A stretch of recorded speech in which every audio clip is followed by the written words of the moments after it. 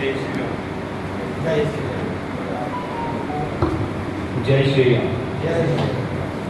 सबसे पहले जो ये पावन नगरी है जहाँ पे श्री राम जी की नगरी है, यहाँ पे हमें बड़े सम्मान के साथ जो आने का मौका मिला, तो ये सम्मेलन और काउंसिल द्वारा चलाया जा रहा है। इसमें जो ये मंच में विराजमान है हमारे देशभक्त शिवकरण महाराज, साथ में जो बाकी अतिथि देवगण हैं, उनका मैं स्वागत करता हूँ, सम्मान करता हूँ। यहाँ पे आने का मौका एक सौभाग्य प्राप्त होता है। जिस तरह से हम इनके साथ मुलाकात हुई और जिस हिसाब से हम चल रहे थे, जो इनको देख रहे थे, वो चीज़ें कुछ अलग थी। अब उन सब बातों को अगर मैं दोहराऊं, कहीं ना कहीं बहुत दर्द देखने को मिलता है, लेकिन जो संकल्प होता है, संकल्प ना तो दर्द देखता है ना तो तकलीफ देखता है। और संकल्प था देशभक्त सेनानियों के लिए आगे बढ़ना, देशभक्त सेनानियों को याद करना। और ये संकल्प हर कोई नहीं ले सकता। संकल्प के साथ साथ एक विचार होते हैं, जिन विचारों को आगे चलाया जाता है। ये विचार बहुत कम लोगों के पास आते हैं, जहाँ पे अपना सब कुछ त्यागना पड़ता है। जैसे कि देशभक्त शिवकरण महाराज जी पैदल यात्रा तो माना जाता है, बिना जूते के बिना चप्पल के आप नंगे पांव पूरे देश में भ्रमण कर रहे हैं। एक देशभक्त सेनानी के योद्धाओं के जो सम्मान के हकदार थे, लेकिन आज हम लोग आप लोग उन चीज़ों को भूल गए और उन चीज़ों को याद करवाने के लिए कहीं न कहीं माँ बाप की ऐसे स्रोतों को जन्म देती है, जो आप लोगों को याद दिलाता है कि आज भी देशभक्त लोग इस देश में जिंदा है। आपको आईना दिखा रहे हैं, हम सबको आईना दिखा रहे हैं। ये आईना अगर हम हर दिन देखें, जैसे कि बात आती है हमारी इंडियन आर्मी, जब इंडियन आर्मी आज कहीं काम कर रही होती है, मैं ज़्यादा दूर न लेते हुए अपने जम्मू कश्मीर की बात करूँगा, जहाँ पर बर्फबारी में सबसे पहले इंडियन आर्मी का काफिला होता है, चाहे वहाँ पे 10 फुट बर्फ हो या 20 फुट बर्फ हो, जहाँ पे पाँव रखना बड़ा मुश्किल होता है।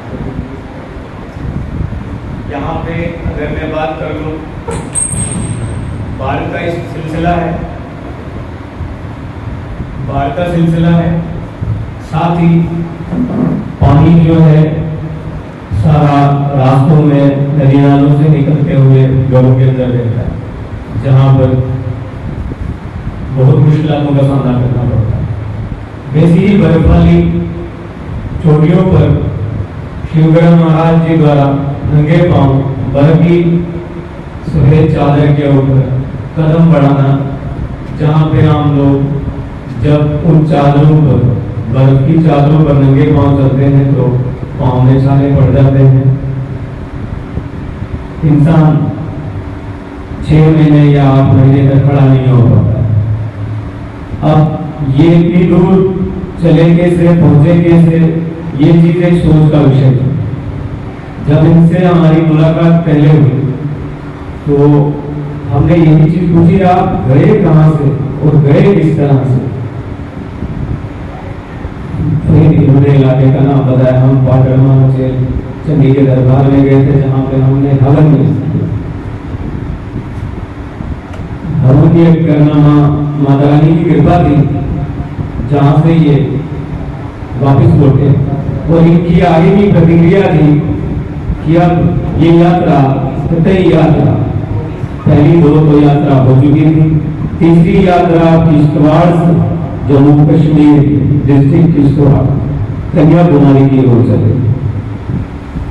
और ये संकल्प देशभक्त शहीद सेनानियों के लिए, उनके सम्मान के लिए था। ये लड़ाई झगड़े का माहौल था, जहाँ पे हर कोई जो है पत्थर मारता है, अच्छे से बात नहीं करता।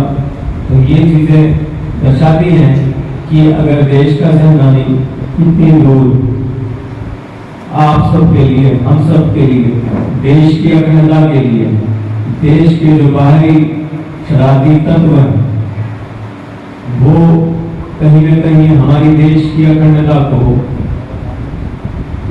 बांटने की कोशिश करते हैं, तोड़ने की कोशिश करते हैं।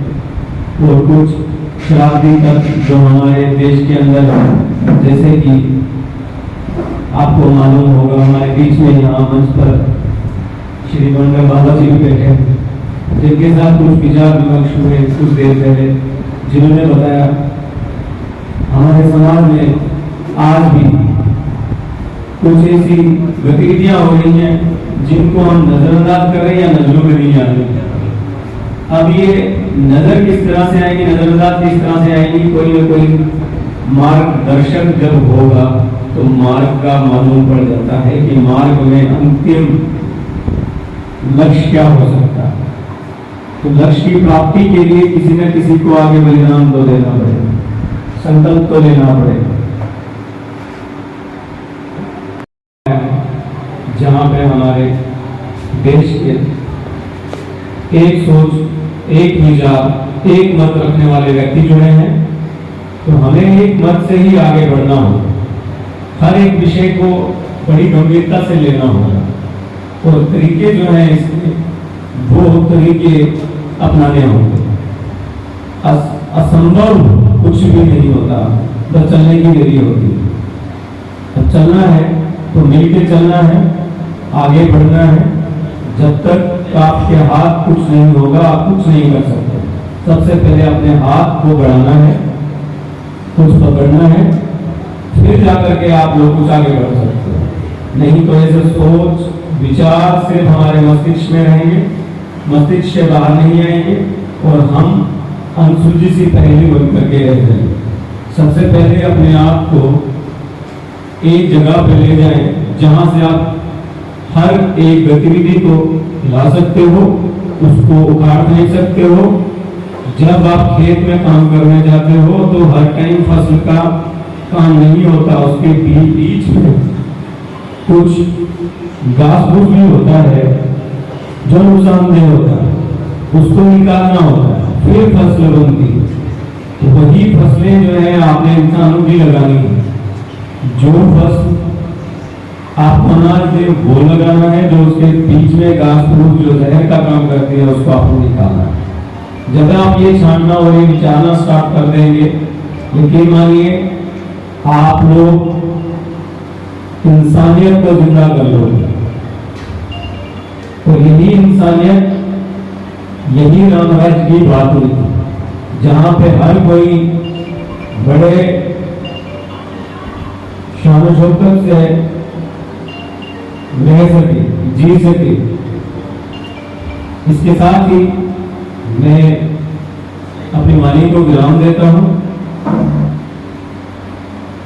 जय श्री राम। जय श्री राम।